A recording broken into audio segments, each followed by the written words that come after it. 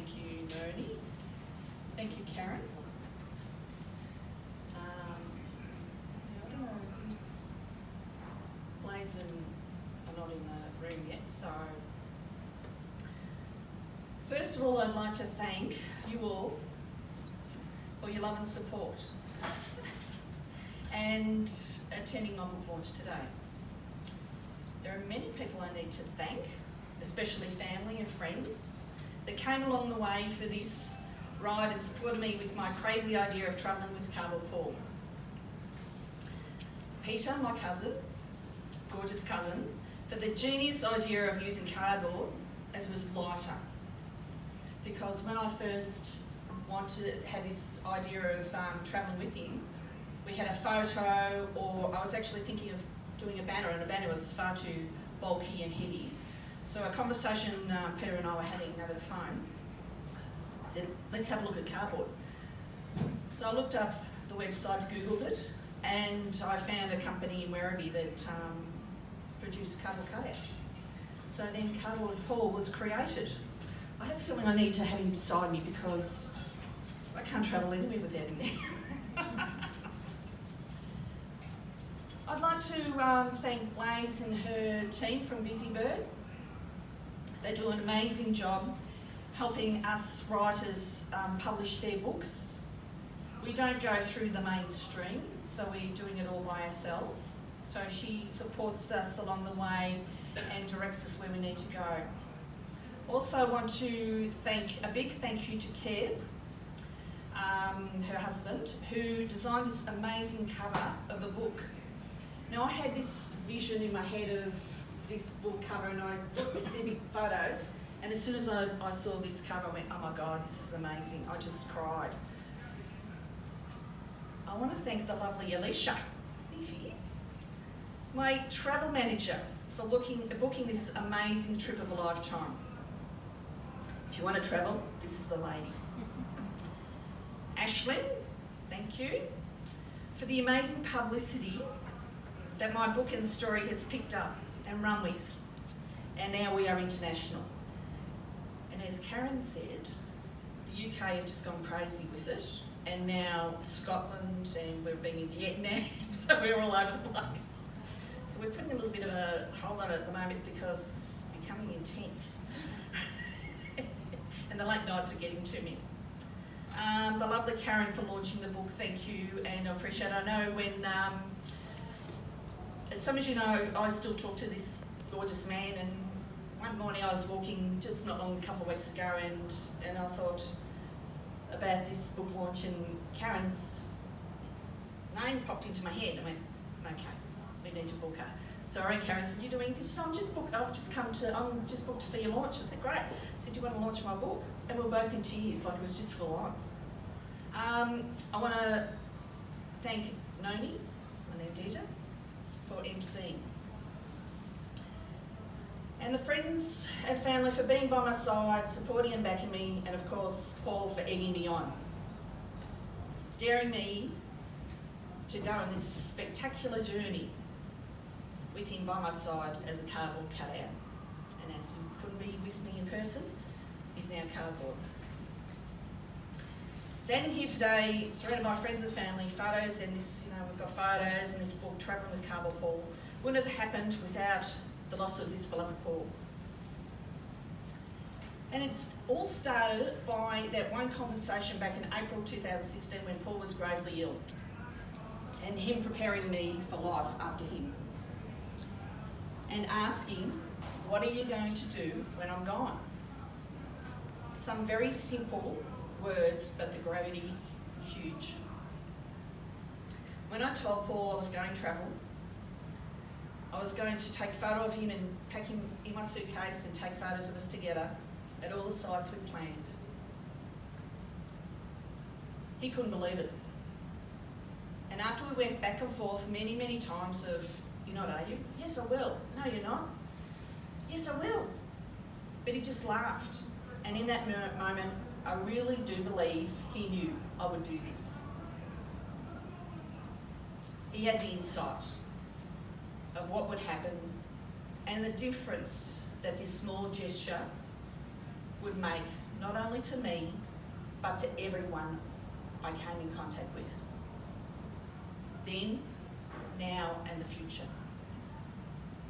And at the end of the day, in typical Paul fashion, he dared me to do it. And that one conversation just put everything in motion.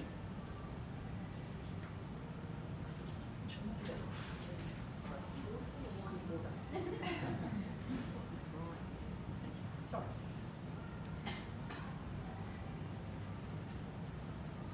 I promise I won't bore you to tears. 3 years ago, when Paul died, I could have curled up in a ball and given up. Died with him. But I didn't.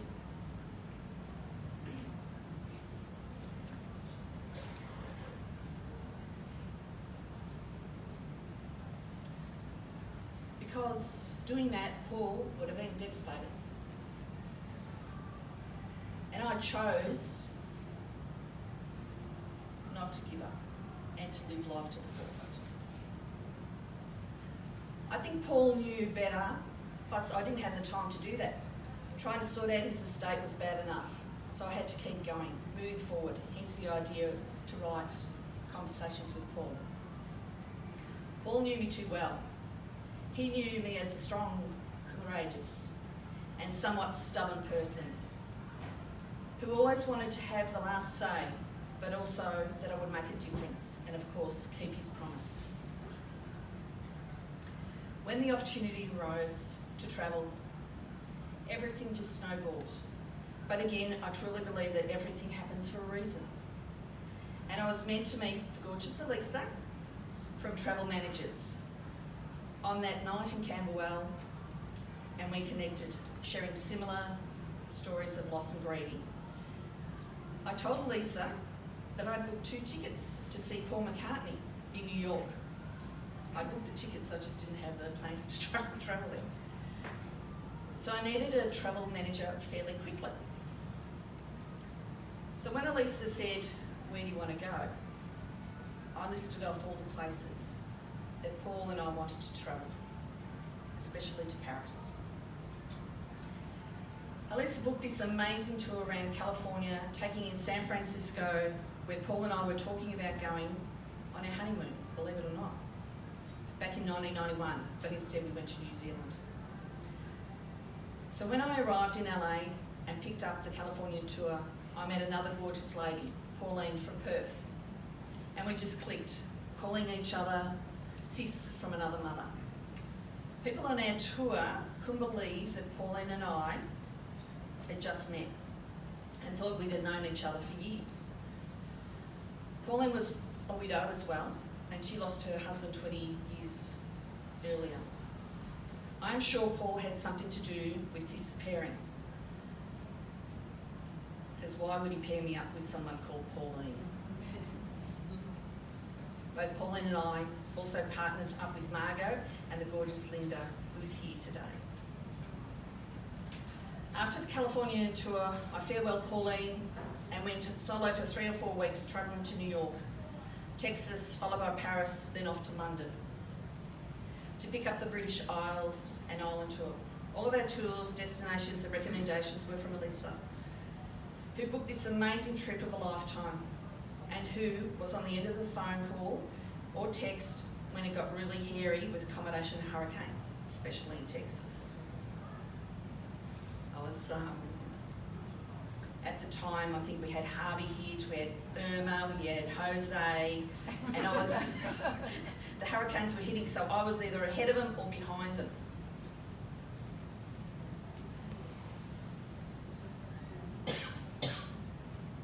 When travelling with Cowboy Paul, you really have to have some guts and some balls, so to speak. Putting yourself out there, or putting myself out there and over to weird stairs, complete strangers, was very daunting. And I was fortunate that the introduction to Cowboy Paul and the public was with Pauline and the tour group. Once I became comfortable with showing off Cowboy Paul, it just took off, and then he comes out everywhere. Cowboy Paul has become his own entity and celebrity. He has warmly been welcomed and looked after on all our tours.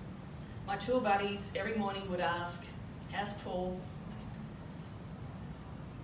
And as we stopped at all the destinations or landmarks, they would say, "And don't forget Cardboard Paul."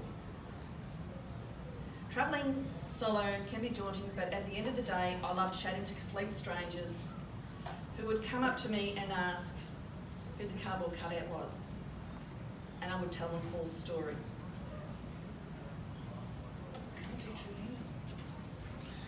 So along the way, I felt very safe and met some amazing, beautiful people, and visited all these places that I wanted to, especially Paris.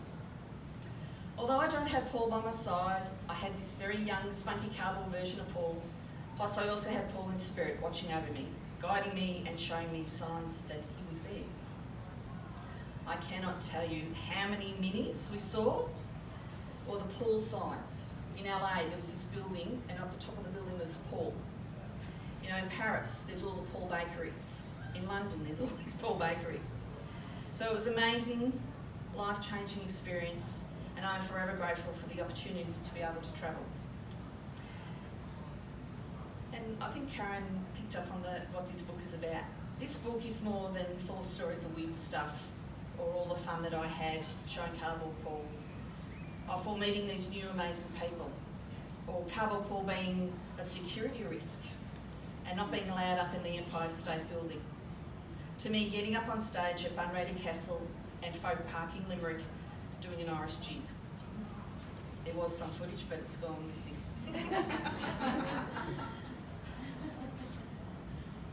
So when I received my copy of the book, I was overcome with emotion, but also had full body tingles.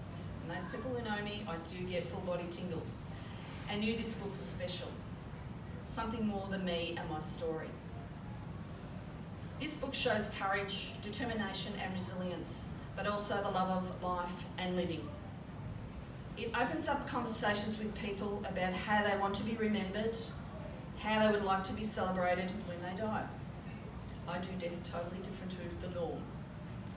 It also gives the reader hope and knowledge that everything is going to be okay, no matter what. It also shows that there is life after death, especially when you lose a loved one. So life is too short. You have to go to grab it, run with it, move forward and live life to the fullest. And at the end of the day, that was Paul's favourite line. You know, you've got to live life to the fullest. And the other one was, today is the first day of the rest of your life. I am forever grateful for his death, because from his death came opportunities and wonderful experiences that I have not had if Paul was still with me. As much as I want him by my side, and I can't, I have had those beautiful opportunities. I wouldn't have written Conversations with Paul or travelled overseas with his cardboard cutout, which provided another opportunity to write about our adventures. I wouldn't have met the wonderful people over the past 3 years. So I am forever grateful, as we never know what our today, tomorrow or future holds. I am also grateful that I kept my promise to him. So again, live life to the fullest. Life is far too short, so go out and have a crack and have fun. Thank you.